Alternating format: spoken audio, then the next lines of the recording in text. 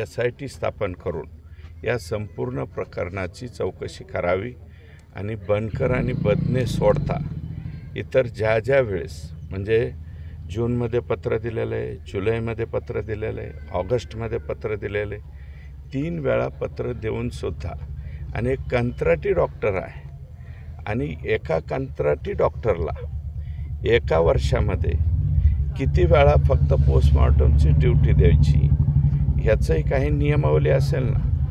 बाकीच्या कोणत्याही डॉक्टरला ती ड्युटी दिलेली नाही, फक्त संपदालाच ती ड्युटी सतत का दिली जात होती.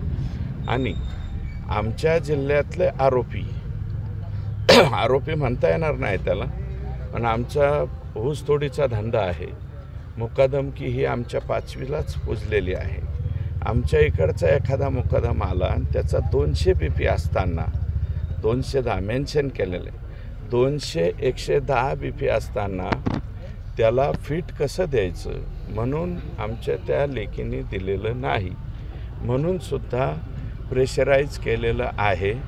तेव्हा मी विनंती करणार आहे की या प्रकारामध्ये हे बनकर आणि बदने सोडता जे म्हणून ज्यांच्याकडं तक्रार केली, ज्यांनी त्या तक्रारीकडं पूर्णपणे दुर्लक्ष केलेलं आहे, मग तिथले DYSP असतील, ते धुमाळ जे आहेत, तुम्ही पाहिलं का धुमाळ किती निर्विकारपणे बोलत आहेत, त्यांची बाईट पाहिली, मी आज पहाटे पाहिली.